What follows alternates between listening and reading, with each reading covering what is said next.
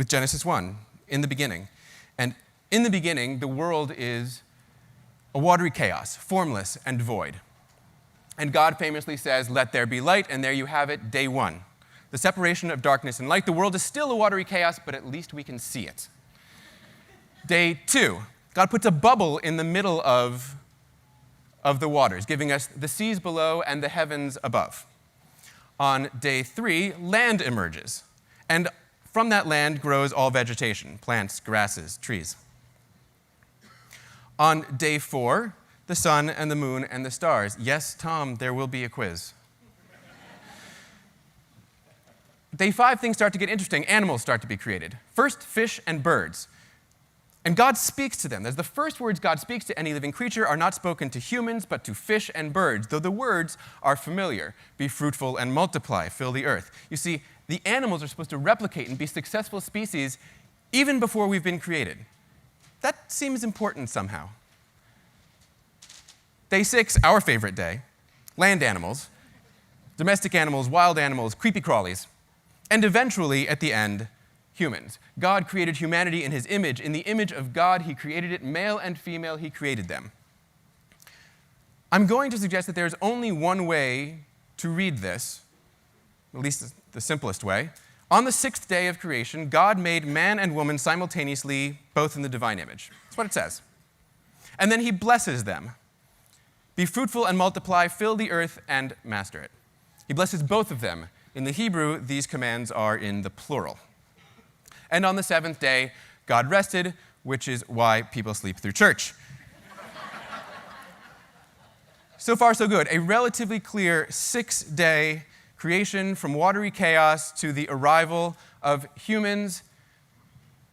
Straightforward, simple, and clean. Until we start reading Genesis 2, at which point we have to sort of take stock of where we are, because things are more complicated suddenly. It starts innocuously enough. On the day that the Lord God made earth and heaven. I don't want to be picky. I do. I don't want to be picky, but which day is the day? The heavens were day 2, the earth was day 3. I'm going to say day 3 just for the sake of simplicity. When no shrub of the field was yet on the earth.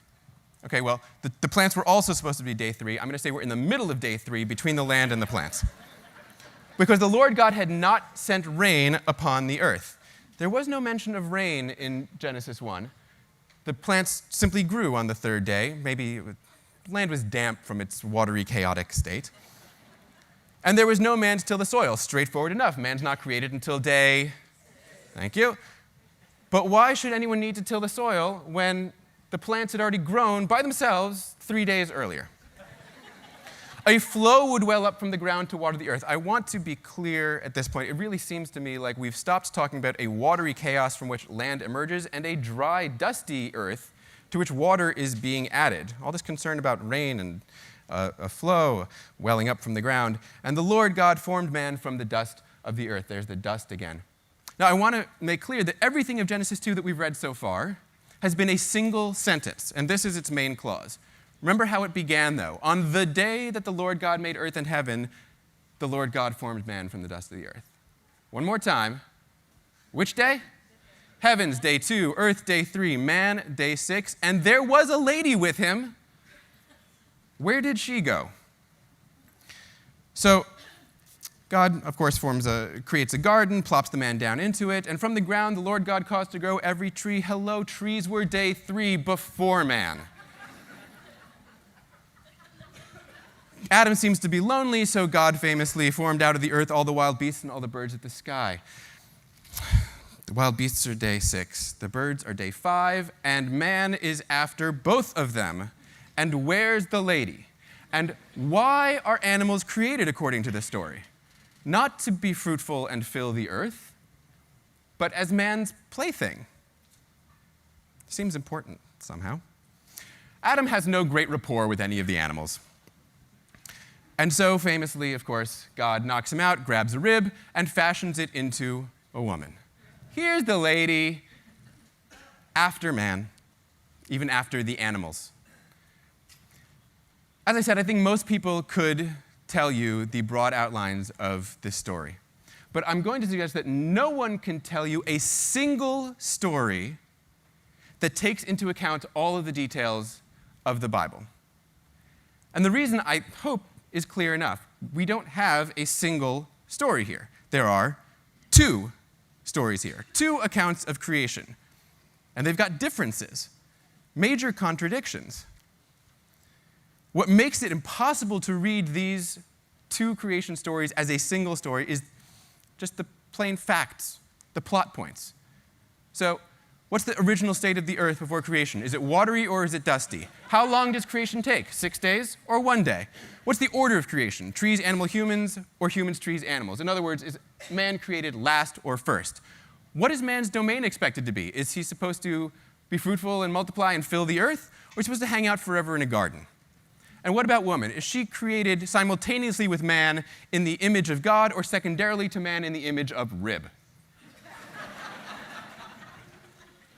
These kinds of contradictions, to me, render the issue of literal historical truth, a category error.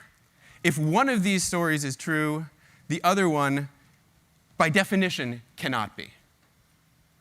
But they're both in the Bible. They're both in the Bible.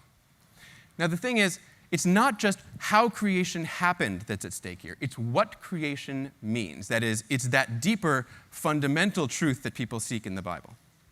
Because, again, think of how much is wrapped up in here. The entire environmental movement is here. If you think that plants existed 3 days before we did, then we are but a small part of a global ecosystem. Environmentalist Genesis 1 is for you. If you're not so environmentally minded, you can always look at Genesis 2, where the plants are created entirely and solely for our sustenance. Animal rights is the same issue. Were the animals supposed to be successful species before we arrived on the planet? Or were they created to be our playthings? Gender equality is obviously the big one. Was woman created simultaneously with man, equally blessed, equally in the divine image, or was she created secondarily? An afterthought, literally a byproduct of man. These are big questions, now and always, with major ramifications, and the Bible doesn't have one answer to them. It has two answers, two contradictory viewpoints. For people in the fervently secularist camp, the presence in the text of these kinds of contradictions suggests that we should just chuck the whole thing in the trash.